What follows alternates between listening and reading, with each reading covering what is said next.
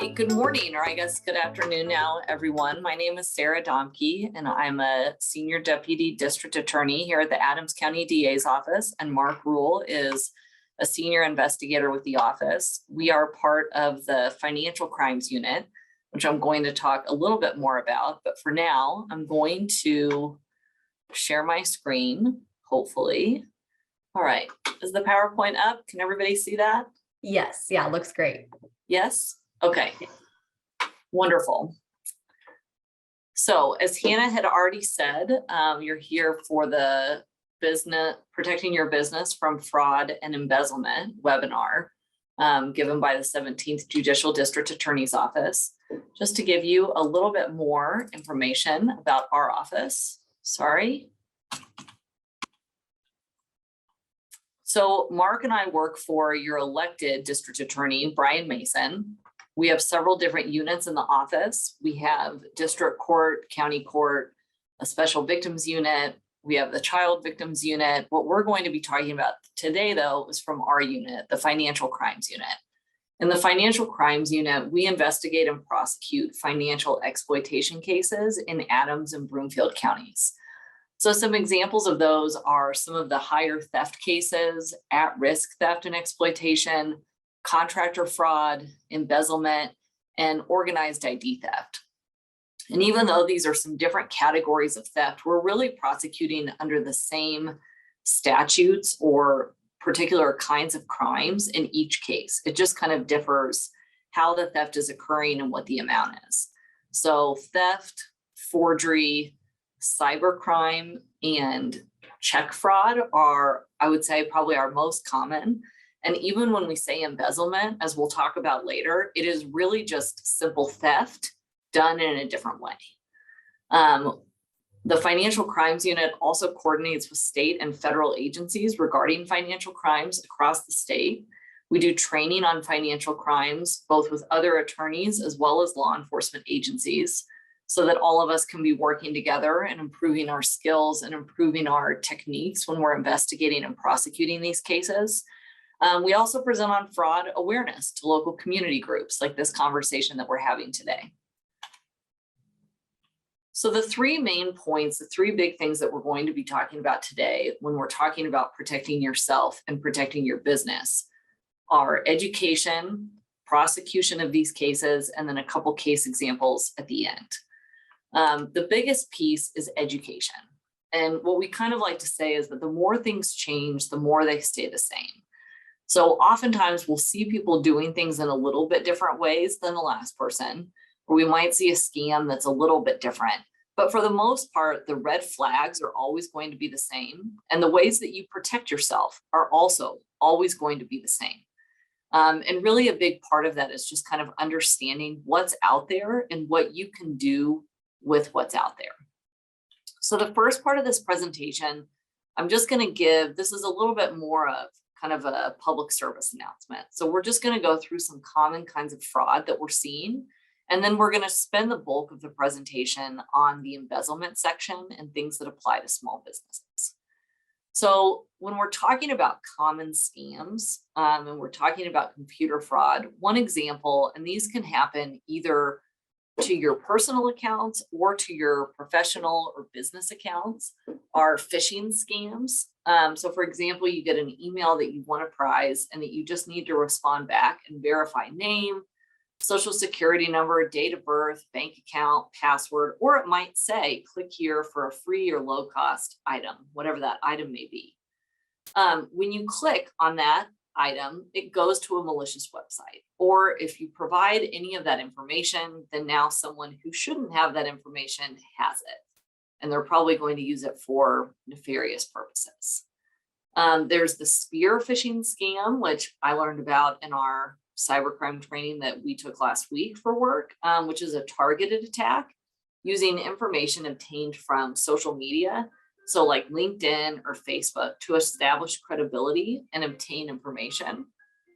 An example of that would be maybe you post something on your LinkedIn saying, congratulations to the team at Kitchen Masters for hitting our $100,000 goal or something like that. Someone may see that on your LinkedIn or on one of your employees' LinkedIn and then reach out to them personally and say, wow, I heard about your big news. Congratulations. Can you tell me more about how you did that? And then maybe it goes into what computer programs are you using? How is it that you access those, et cetera, et cetera. And so it's really building trust and building relationships to be able to get that information. So just be careful about what you post. So a different way to do that last example would just be to say, great job, team, so proud of you, and just some kind of general graphic instead of providing any information about exact amounts or timelines or things like that. Another one is the bogus bill or an invoice. So you get a letter or an invoice or an email demanding payment for something you've never heard of. Don't just pay it thinking that you need to. Scammers will sometimes send fake bills threatening collections to try to scare you into paying those. Real legitimate creditors will be able to produce proof that the debt exists in the first place. If the debt is real and you weren't aware of it, then you might be the victim of identity theft. And we'll talk more about how to handle these situations when they come up in a couple minutes.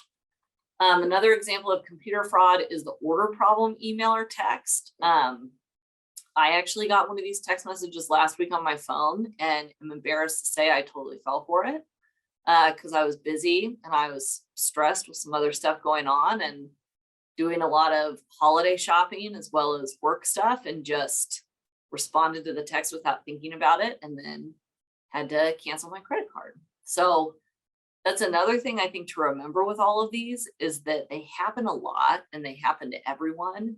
And if you do end up kind of falling for the scam or getting tricked by it or doing this, it's really simple to just stop it. But it's embarrassing to admit that it happened, but the quicker you just say, yep, it happened, I fell for it, and fix it, then the better off you're going to be. So the order problem email is that the email or text pops up from an online retailer or from USPS, that was mine, FedEx, or UPS, which actually I got another one today from UPS. I did not fall for this one. That claims there's a problem with an order you recently made and you need to click here to fix it. Or with the USPS, FedEx, or UPS ones, it's been saying things like there's a problem with your address and you need to pay $1.50 extra, or we need some additional information. And then they ask for credit card number, expiration date, security code, your blood type, the name of your firstborn, all that fun stuff. And in a hectic moment, I just filled all that out. It will go to an official looking website, which it did, with a form where you filled out personal and financial information. It's likely a malicious website and you've given your personal information. So what I should have done that I did later when I realized that it was fake is go directly to the retailer or delivery company's website to check on the issue. Don't get the website through the link on this text or email, just in a separate browser. Open up your Amazon or Etsy or whatever the case may be. They included a tracking number on mine that was false. Also, there's usually spelling mistakes and some things like that, which I should have seen. So anyway, I have seen these a lot, especially lately. I also was with some friends over the weekend. They said they've been getting a lot of these. So I guess 'tis the season, and just don't open it. Here's another example, something that has happened to companies. This one actually happened to my dad, where you have a tech support scam. So out of nowhere, you receive a call or a screen like the one on this screen, and it pops up, maybe from a reputable company like Microsoft or an antivirus company. They tell you have a virus or an error, and you have to call the number before you lose all your data. They then ask you to allow them access or to remote into your computer. Once in your computer, the scammer can look at your personal information or add malware that will infect your computer or add spyware that they can get your information in the future. Or the one that happened with my dad was a kind of a combination of this and a gift card scam, where it was something like this. And then the number that he called said, you know, you've had these false charges, we can fix it, and you just need to bring us $200 in gift cards at a certain location. And that's when he started getting suspicious and didn't end up doing it. But this is how the whole thing started, and this is how a lot of them start. So some ways that we've seen some scams over the phone, the law enforcement scam. So someone with a Washington, D.C. area code calls, claims your business's identity was used in a crime. They may claim to be law enforcement demanding that you will be arrested if you don't send money to fix it. They may refer you to a website that looks legitimate with the caller's picture on it. Law enforcement is not going to call you unless you are already involved in a case, or unless they call and say, we think you may have been the victim of a crime, and are asking for more information about it. If that is the case, ask them for their phone number, for their badge number, hang up the phone, call that number back, or call the main line of that police department and ask for that person. It's not a big deal. No police officer is going to be offended if you do that. There's also also on the law enforcement scam, a lot of times they'll saying, yeah, you'll be arrested if you don't send money to fix it. A police officer is never going to ask you for money over the phone or ask you to pay a ticket over the phone. They will not call you to do that. That is just not something that they do. The wrong number text, so starting with something innocuous and then asking for money or about interest in cryptocurrency, et cetera, et cetera. There was a little bit of a time where I felt like I got a lot of these. Someone would text and say something like, hey, what are you doing, from like a number I didn't know, or like, you know, hey, Sally, how's it going? And instinctually, you would want to say, who is this? Who are you? How did you get this phone number? I'm not Sally, I'm Sarah. What are you talking about? And then that kind of starts a conversation and then can go into some of these more nefarious means. Same thing, the call from the IRS is the law enforcement scam. They might say you have a warrant for unpaid taxes, you need to pay some fines. Again, this is not going to be something that they're doing over the phone. And if you get a letter from the IRS and you're suspicious about it, then call, go to a different place, look them up on a website, call IRS and ask them about it. And they should be able to answer those questions. Mark, do you have stuff on this? No, I think the big thing here is just think about what they're telling you before you respond in any fashion. If it's a law enforcement scam, police don't collect money for court cases. That's the court's position. So the police are never going to take money for a bond. That just doesn't work. For like gift cards and things like that, they don't take those. You can't use a gift card to pay a bond. Exactly. Awesome. Thank you. The next one up, and this is kind of along the same line. So other kinds of financial frauds and common things that we're seeing. So gift cards, demand or request for payment in gift cards or for cash only. This is pretty common in the relationship scams, or what we sometimes call like the grandkid scams or the kid scams, where on the relationship one, there's a relationship that forms online and then gift cards are being requested for an emergency purpose. You get a call out of the blue saying that your son or your grandson or daughter or cousin or whoever was on a trip, they're in jail. This person's calling out of the goodness of their heart and they need a bunch of gift cards to bail that person out. And you need to do it right now. You need to do it right away. That's always kind of an indication that you don't need to do it. And in fact, you shouldn't do it because it is most likely a scam. Venmo, Cash App, PayPal, and Zelle are wonderful. But some scammers have started using them as ways to get money. So you suddenly get $100 in your Venmo account. And the sender then says, oh, whoops, sorry about that. That was an accident. Can you just send me that $100 back? Later, you find out that original $100 was sent from a stolen debit card. It gets removed from your account. Now you're out $100 and the scammer made $100.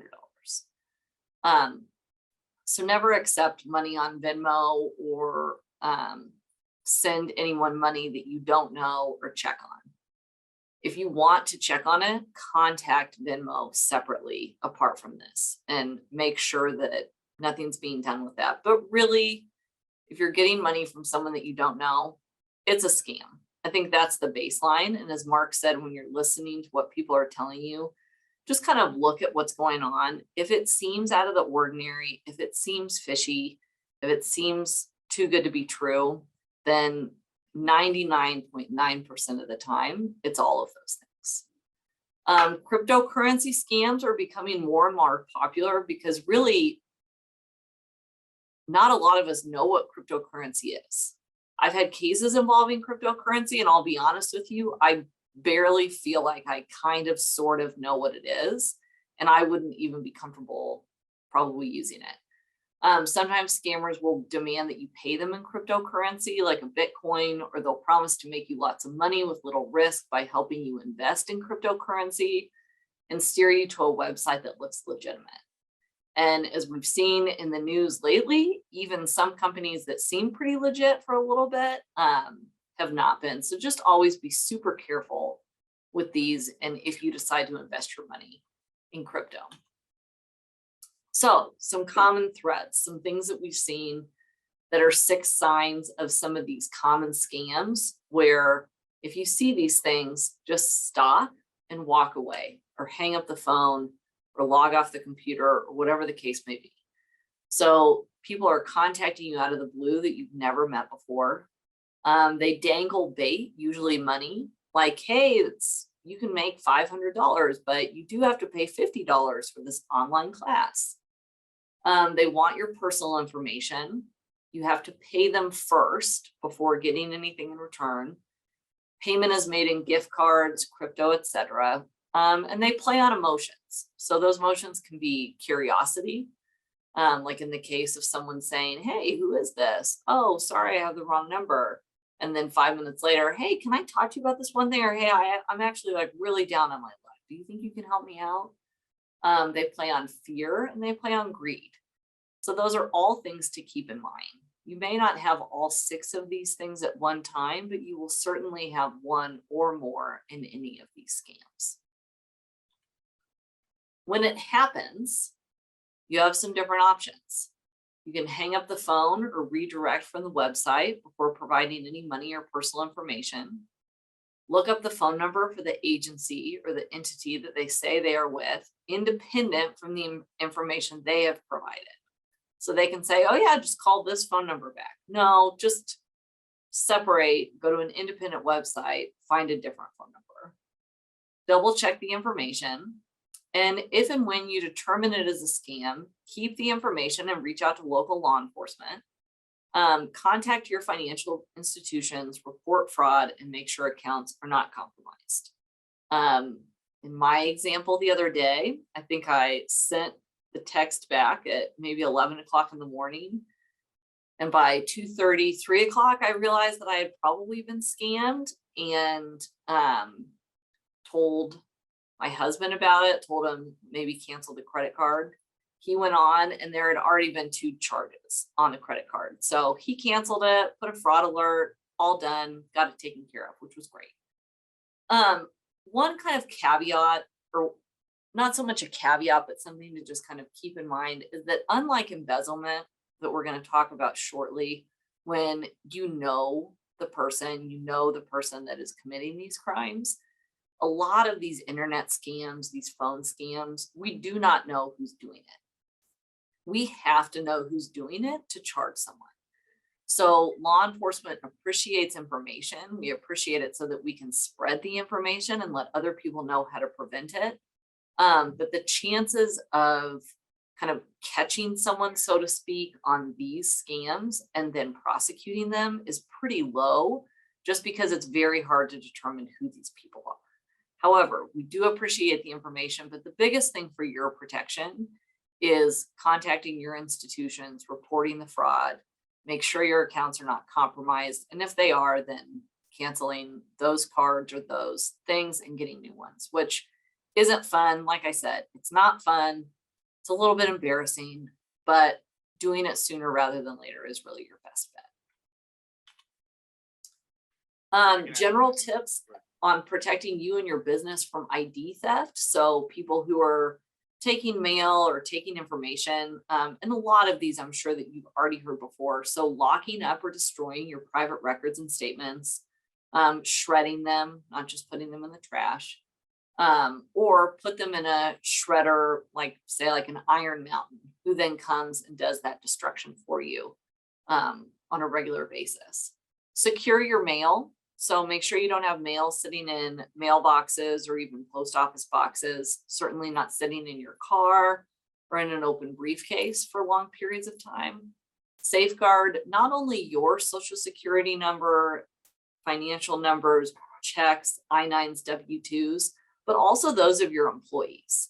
And not even those of your employees, but also of your customers. So really kind of take those extra steps to safeguard not just yourself, but anyone associated with your business. Don't leave a paper trail. Don't leave receipts out, invoices out with sensitive information on it. Again, it's just a lot of these are crimes of opportunity. And so if you take the opportunity away, then the crime isn't going to happen. You can protect your credit cards from skimmers with an RFID sleeve. You can implement and enforce a privacy policy regarding customer and employee information. That will also help if someone gets a scam involving your company, so that then they can call you and say, you know, what is your privacy policy? This person's asking me for my social security number. Is that appropriate? And then you can say, no, as part of our privacy policy, we do not ask for social security numbers. And then that is protecting your reputation and also protecting your customers. Finally, review your financial statements carefully. Destroy old or unused cards or accounts, especially associated with your business.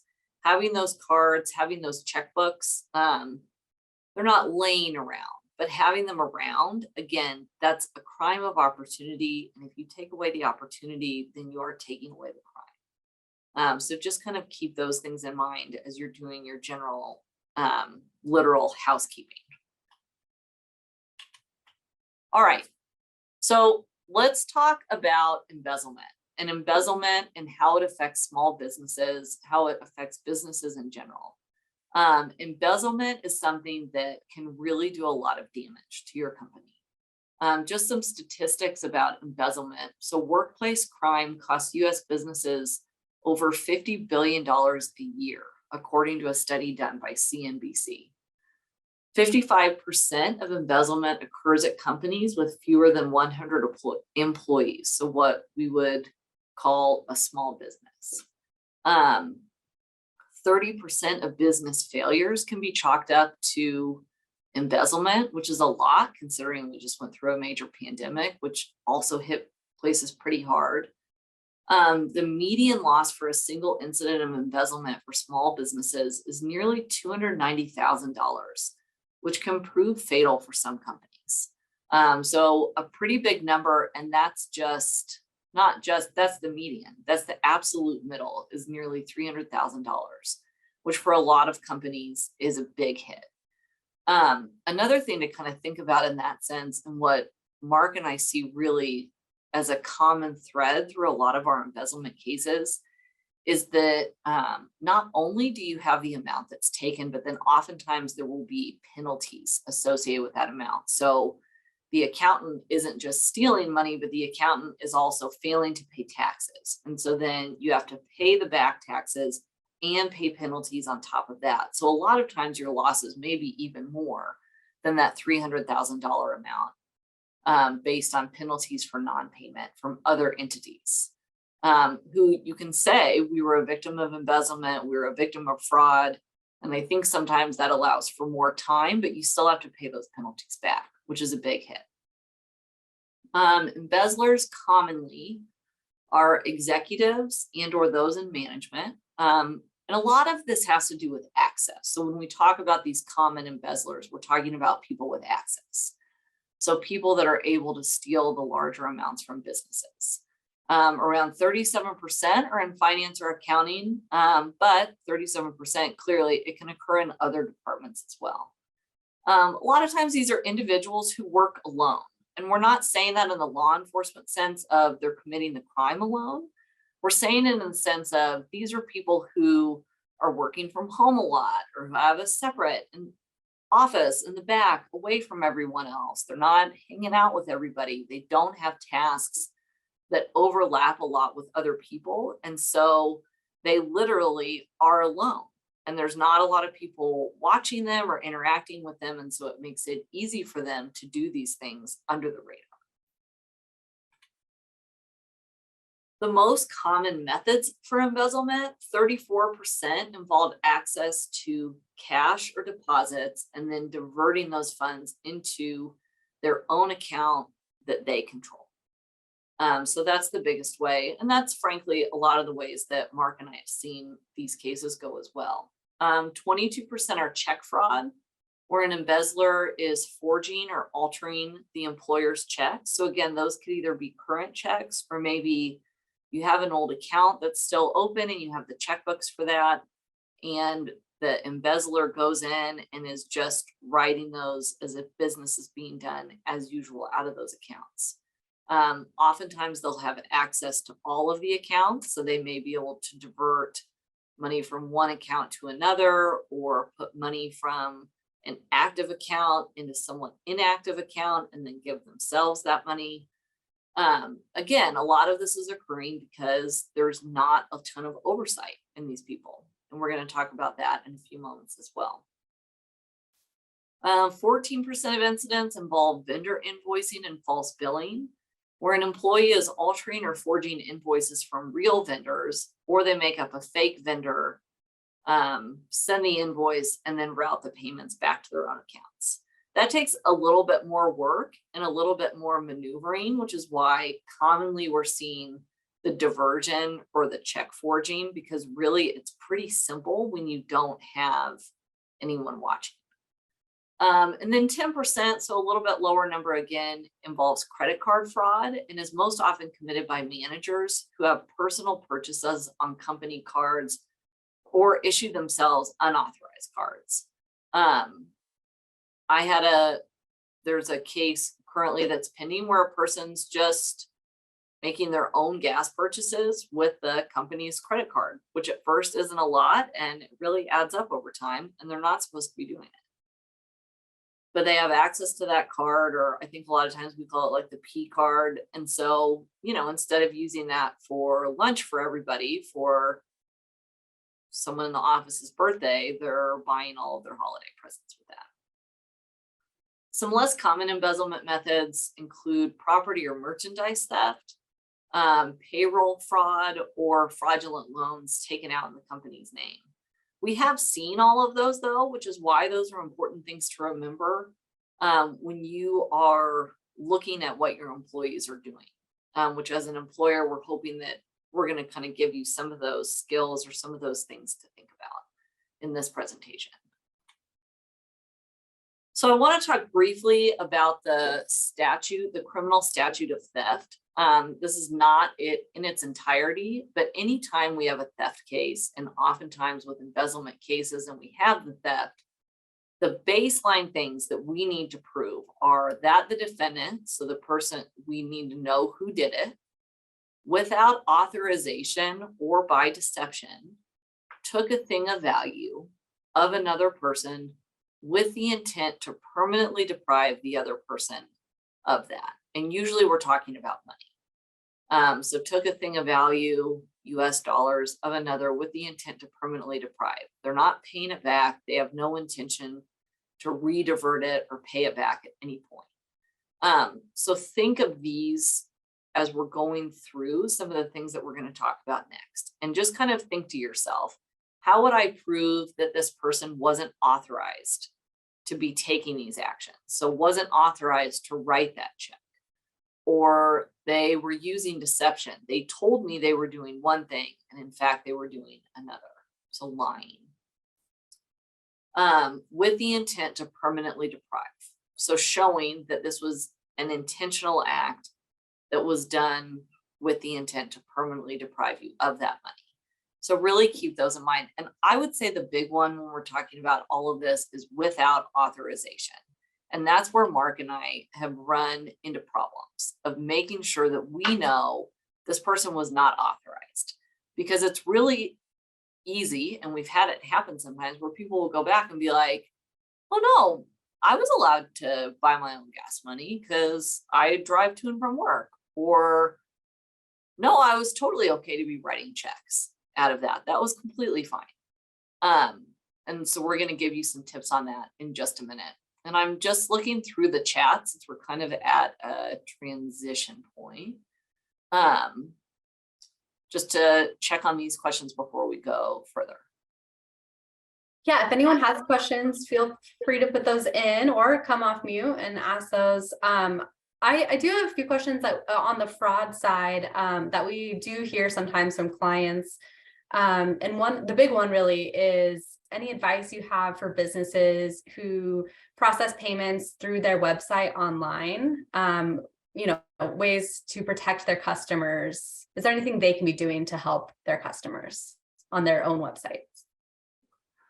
So I think, and I can let Mark answer if he has more technical information on that. I would say two pieces to that. One is for not falling for those scams where people can be putting spyware or malware or ransomware on your computer. So some of the phishing scams or tech support scams that we had talked about before that give people that access that you don't want them to have.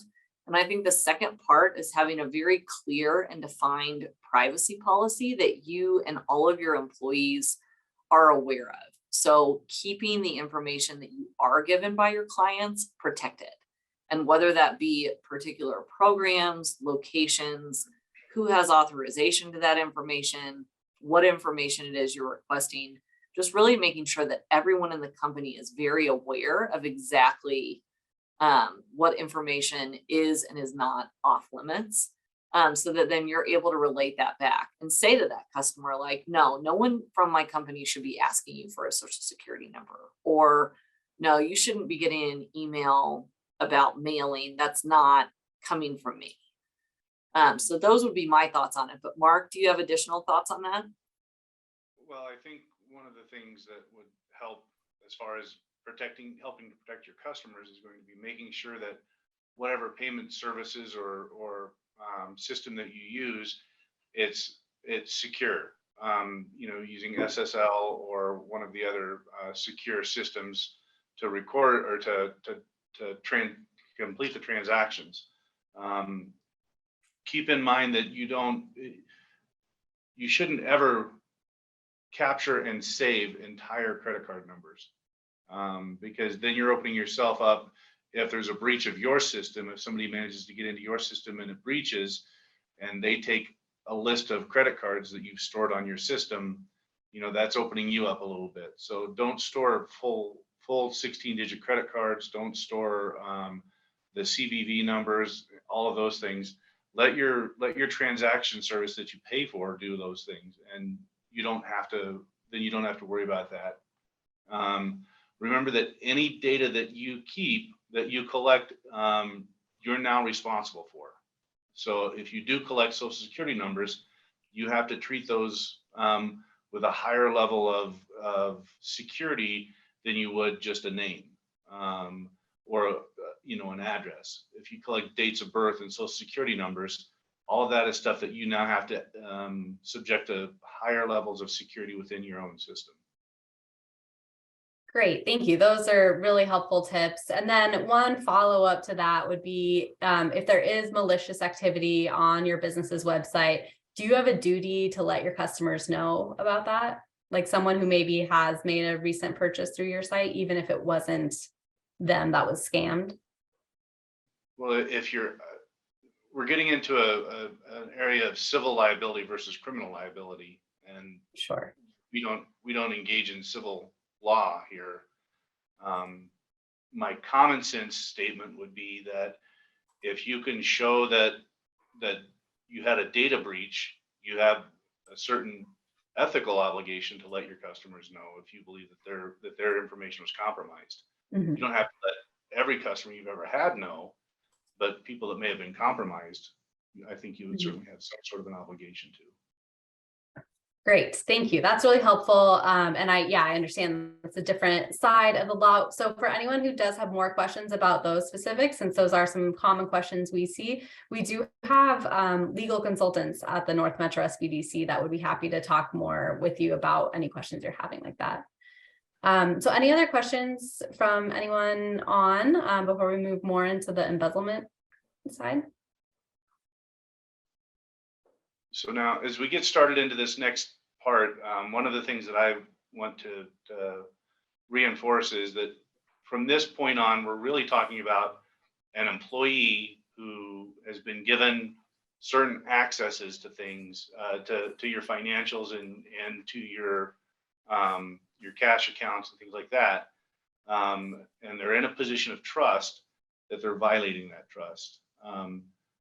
In my experience, I would say that the vast majority of these end up being either front desk personnel who take cash as part of their routine duties, or bookkeepers that are both accounts payable and accounts receivable and payroll, and they're a one-person shop in bookkeeping. The majority of the times that I see these cases come in, they fall into one of those two categories. Awesome, thank you. And so we'll go.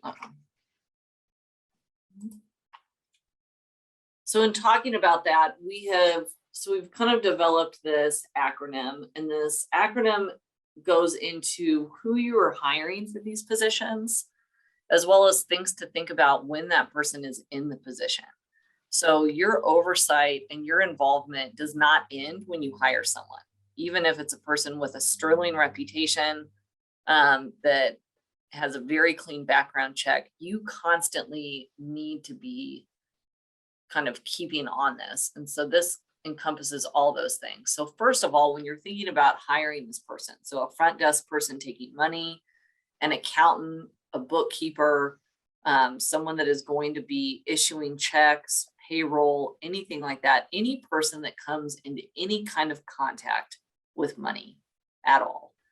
Because money's just, it's tricky. We all want it. We all want more of it. We're all kind of wired that way. And so having trust in your employees and having the proper oversight can really help solve a lot of problems before they start. So first of all, when you're looking at who you're going to hire for these positions, look at time and experience. How long has someone been doing that job? What is their experience like? We've had a couple lately where people have been recommended, and maybe they're just, or they say, hey, I took, an accounting class, or I just got this certificate and I feel pretty good about it. And can I try it out at your company? And people will say yes. And it's just, that might not be the best option. Also, the more time and experience someone has, the more opportunity that they have to build on our reputation. What is their reputation in the community? What kind of relationships they have. Relationships, we'll kind of come back to that, but their reputation in the business community. Check them out on LinkedIn, check them out on groups like the one that you are all in today and other similar groups like this.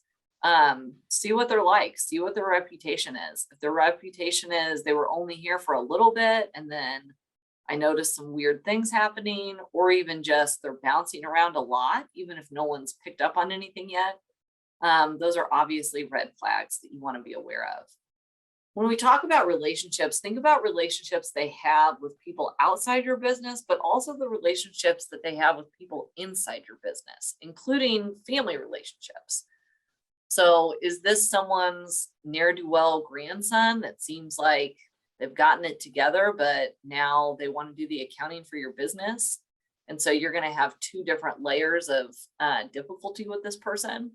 Is it someone that's part of your family that you feel obligated to give a job to, or that it might be hard to have difficult conversations with? Keep those things in mind. Also, when we talk about relationships, we've seen some things lately where we've gotten a recommendation from a friend of a friend, or a recommendation at a high school reunion of, oh, this person's done this for me. It's fine. And yeah, they're a little weird, but I think it's okay.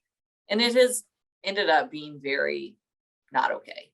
So really just consider those things. On the other hand, if they have a relationship with people that you trust, that you've always had good business dealings with, if they have a reputation that's good, great. That's awesome. There are a lot of people that are doing things the right way out there. And so this isn't to say that everyone's going to have a bad reputation or a weird relationship. So you understanding the position, and you is both the beginning of understanding, but also you as the employer, you need to understand what it is you're asking this person to do, all of the accounts they have access to, all of the information that they have access to, so that you know if things are going out of bounds. Part of understanding the position as well is that you are very clearly indicating everything about this position in writing to the person that is accepting the position.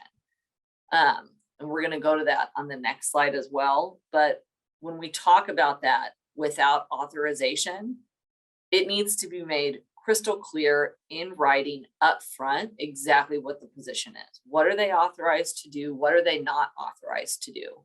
And you need to have access and understanding of all of those things as well, so that you can provide appropriate oversight. S, scrutinize, run background checks, do multiple things, call references, make sure those references check out, double check the references. I think there's probably no scrutiny level that's too high when you have someone that's dealing with money from your business. It's just too great a risk not to do all of this on the front end, no matter how awesome they may seem or how awesome they might say they are. And some people are really good at it. And then finally, track. So this kind of goes hand in hand with understanding the position, is that once you have people in these positions, you are constantly double checking. You're going into those accounts and you're making sure that there's no strange purchases. You're double checking the credit card statements and making sure that there's no unauthorized purchases, or that purchases aren't being made at random times or on random things. Everything that that person is authorized to do, you have access to and are constantly double checking and tracking. I think a lot of what Mark and I have seen is, I would not use the word lazy. I think I would just use the word busy, is that owners are busy with other tasks, are busy with the business of running a business, which I would never be able to take on in a million years. And when you have someone that you trust, or that you think you can trust, that is handling these other matters, then they are allowed to handle them without a lot of oversight. And no matter how busy you are, no matter how much trust you have in that person, it's really important to just keep tracking them, whether it's been 3 months or 3 years or 30 years. Just always make sure that you're double checking those things. And kind of similar even to those scams that we talked about, the earlier that you see it, the less damage it's going to have for you. So when we talk about these investigations and prosecuting these investigations, help us help you. Some common things that we are going to ask for, or that a police officer, probably a detective in a financial crimes unit, is going to ask you for. They're going to ask for a timeline of employment with the individual that you suspect of embezzlement. We're going to ask for conditions of employment. What is their compensation? What is their responsibility? All of this needs to be in writing, all the way down to Christmas bonuses needs to be written and recorded. What is their salary? What are their bonuses? What are extra things? What is commission? Anything and everything needs to be written down and saved. Otherwise, it's really hard for us to say that they were acting without authorization, or for us to say that this was actually theft, that they weren't entitled to something. Because a lot of times we'll have people say, oh, we never really decided on a salary. And so, I would just take money out when I needed it, figuring that it was all going to add up to, the amount that we agreed on. And then we're in kind of a tricky place of trying to prove beyond a reasonable doubt that they took that money without authorization, or that they took that money by deception. So make sure that those conditions are very clear at the outset, and then that you provide those conditions to us. What are they authorized to do? Tasks, accounts that they're allowed to have access to, computers that they're allowed to have access to. Have all of that information readily available and organized, and it will help us prosecute these cases efficiently and expeditiously, which we'll talk about the importance of that on the next slide. The big thing really though is oversight and accountability. A lot of these reports can probably be headed off at the pass or be made very small. If you are providing the proper oversight and if you're constantly ensuring basically accountability in the accountants. So the expression trust but verify. Always, always, always be double checking and verifying.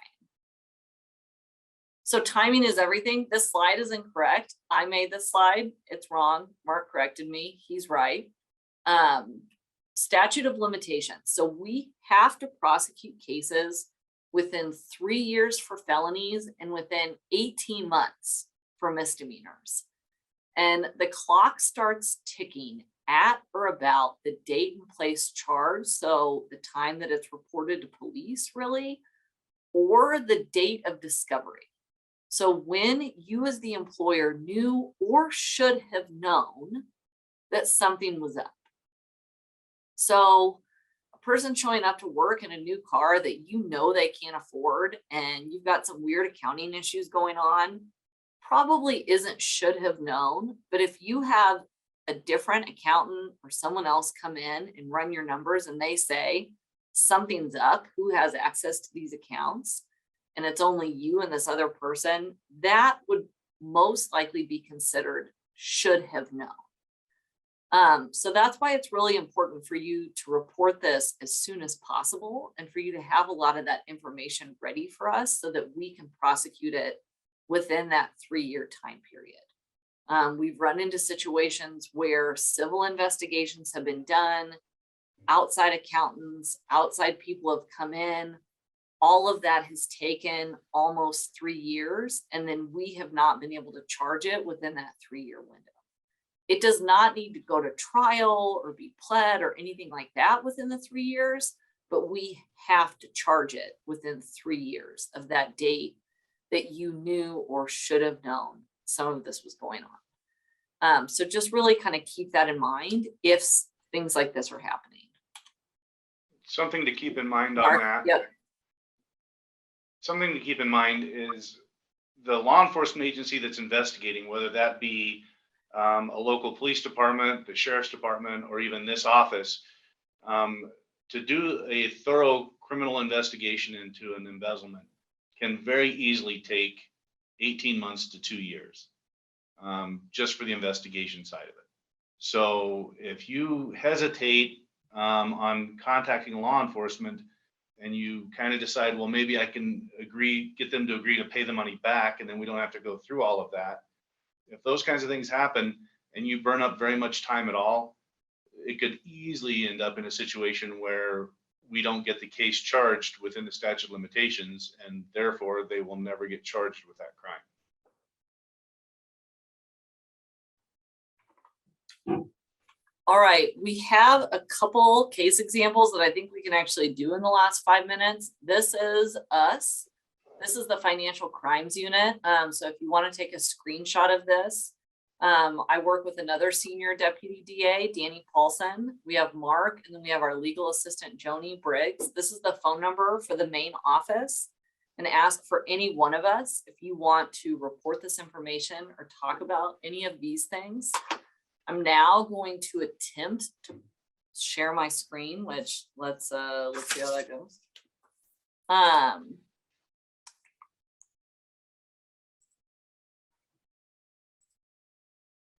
All right, is that up there now? The woman sentenced to 15 years? Yeah. Perfect.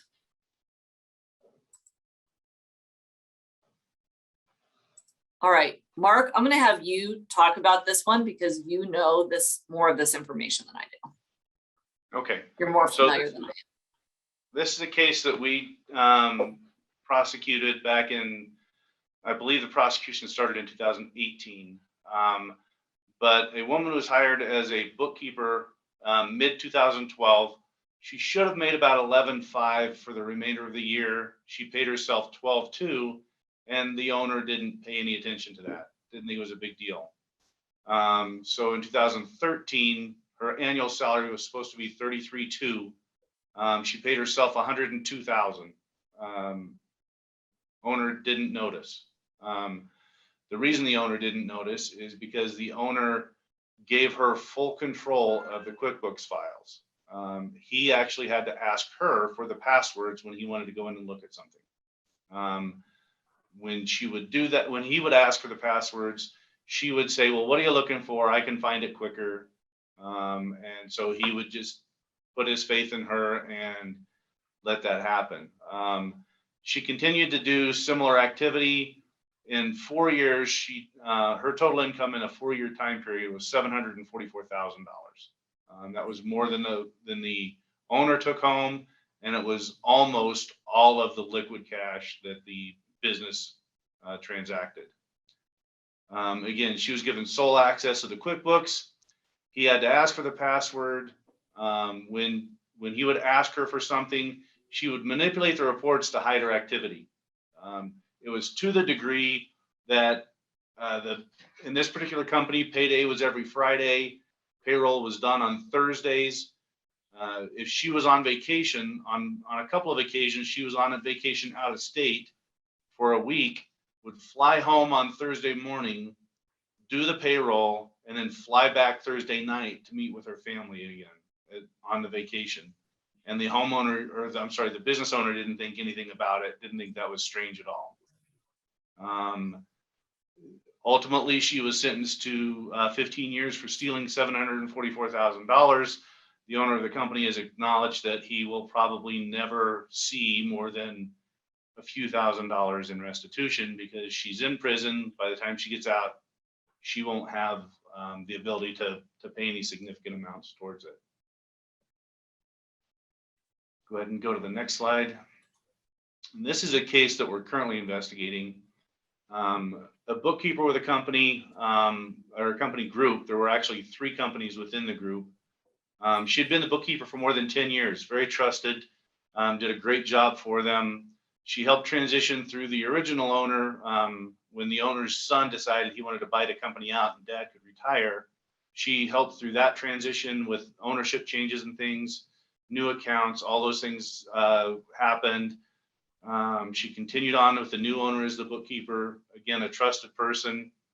A few years into, well, this year, the owner found some mail on her desk when she was not at her desk that indicated that they had some overdue credit cards. He questioned her about it. She said that she'd get the statements ready, and she never produced those statements to him. When he confronted her again about it, she said, I'll take care of it, but I'm not feeling good. I'm going to go home. I'll get that stuff to you tomorrow. She never returned to the office in a work capacity.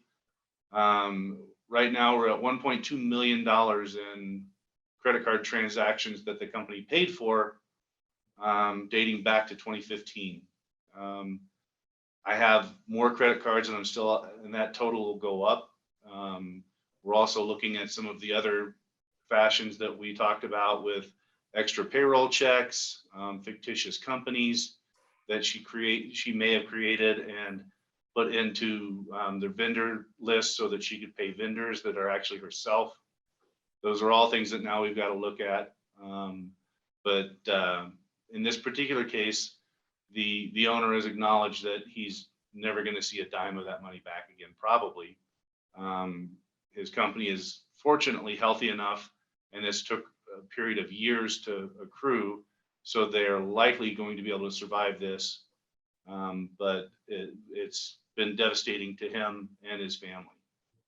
This woman actually took some of the accounts that the old owner had, the original owner, that they never closed, and then started using those credit cards, actually requested additional credit cards be issued on that account in her personal name. And that's how she was able to avoid all of this. So the lesson there is, when you finish using an account, when you decide you're not going to need an account anymore, close it. Don't leave it open. Make sure you get those closed. Credit cards, make sure you get those closed. Don't have them available as a just in case kind of thing. You can always apply for a new line of credit if you need it, but leaving those open and available to nefarious people is going to cause you problems. So those are a couple of cases that we wanted to kind of give you an idea of how they're working. Interestingly enough, in the one slide we showed that about 10% of embezzlements occur with the use of a credit card, the criminal use of a credit card. And the biggest case that we have active right now is exactly that.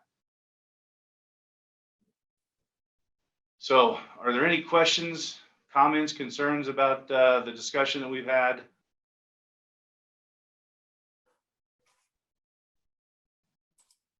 I don't see any in the chat, but anyone, if you do have any final questions, please put those in there, or feel free to come off mute. And we will include the phone number that you had mentioned in our follow-up email that goes out to everyone. So if you do have questions, oh, and there's Mark's email there. Thank you. If you do have questions that you think of later on, I'm sure they would be happy to answer those for you. And we really appreciate all this information. It's not a fun topic to have to consider for your business, but as we've seen, is so important. And as with a lot of business topics, the more you think about it ahead of time before something bad happens, the easier it's going to be to, go through that situation.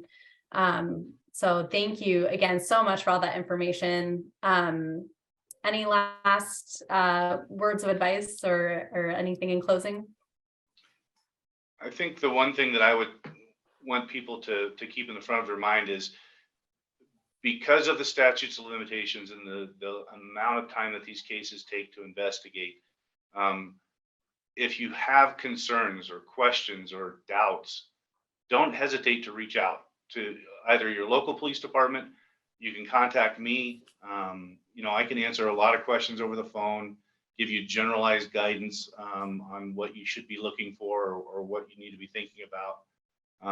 And that goes for, I see at least one of the people up here has a Lakewood banner on their profile. I don't care whether you're in Adams County or not, or in Broomfield. If you have questions, reach out and ask. If it's not my jurisdiction, I can give you general guidance. If I need to direct you to somebody specific, I have contacts at a lot of other law enforcement agencies that I can direct you to. So don't hesitate to reach out. Thank you. That's a great resource. So we really appreciate that. Yeah, Great. and mine would be call Mark. Do what Mark says.